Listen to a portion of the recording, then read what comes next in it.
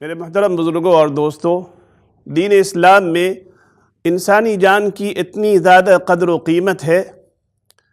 کہ کسی کو قتل کر دینا، جان سے مار دینا تو دور کی بات، بلکہ کسی کی طرف ہتھیار سے اشارہ کرنا، ہتھیار دکھلا کر کسی کو ڈرانا اور دھمکانے سے بھی اللہ کے رسول صلی اللہ علیہ وسلم نے سختی سے منع فرمایا۔ ایک حدیث میں اللہ کے رسول صلی اللہ علیہ وسلم نے فرمایا کہ تم میں سے کوئی اپنے مسلمان بھائی کی طرف ہتھیار سے اشارہ نہ کرے کہ کہیں ایسا نہ ہو کہ شیطان اس سے چلوا دے اور وہ اس کی وجہ سے جہنم کے گڑھے میں جا کے گرے۔ میرے بزرگوں اور دوستوں، دور حاضر کے جو لیٹسٹ ہتھیار ہے، بندوق، پستول، رائفل، اس میں تو اس کا بہت زیادہ امکان ہے کہ دھوکے میں بٹن دب جائے یا شیطان دبوا دے اور کسی کا ناحق قتل ہو جائے اور اس کی وجہ سے ہم جہنم کے گڑھے میں جا کے گر جائیں۔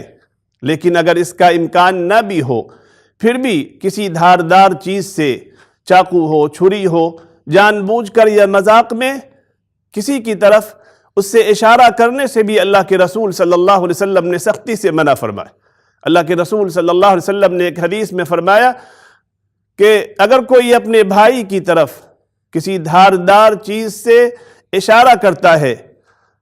تو اس وقت تک فرشتے اس پر لعنت بھیجتے رہتے ہیں جب تک کہ وہ ہتھیار کو پھینک نہ دے۔ تو میرے بھائیوں، غور کیجئے کہ دین اسلام میں جان کی کتنی قیمت۔ تو ذرا آپ ہی فیصلہ کیجئے کہ جو لوگ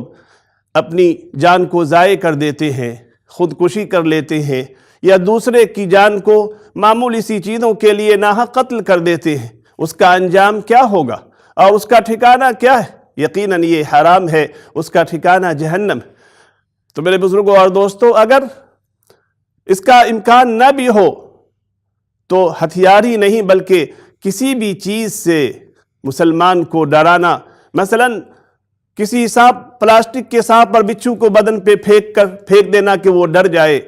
گاڑی لا کر اچانک کسی کے سامنے بریک لگا دینا کہ وہ ڈر جائے، ہو سکتا ہے بریک فیل ہو جائے، ہو سکتا ہے ڈر کی وجہ سے اس کا ہارٹ اٹیک ہو جائے۔ لہذا ہر وہ کام جس سے کسی مسلمان کو خوف زدہ کیا جائے، کسی کو ڈرایا جائے یا جس کی وجہ سے اس کی جان خطرے میں پڑ جائے، اللہ کے رسول صلی اللہ علیہ وسلم نے اس سے سختی سے منع فرمایا۔ لہذا ہمیں چاہیے کہ ہم اس سے بچیں کہ اس کی وجہ سے کسی کی جان خطرے میں پڑ سکتی ہے اور اس کی وجہ سے ہم جہنم کے گڑھے میں گر سکتے ہیں۔ اللہ تبارک و تعالیٰ سے دعا ہے کہ اللہ تبارک و تعالیٰ ہم سبوں کو مسلمانوں کے ساتھ اچھے سلوک کرنے، محبت کے ساتھ اور الفت کے ساتھ رہنے کی توفیق عطا فرمائے اور اس طرح کے کاموں سے بچائے جس کی وجہ سے کسی مسلمان کے دل میں ڈر اور خوف پیدا ہو اور کسی مسلمان کی جان خطرے میں پڑ جائے۔ اللہ تعالی ہم سبوں کو کہنے سننے سے زیادہ عمل کی توفیق عطا فرمائے۔ وآخر دعوانا الحمد للہ رب العالمین۔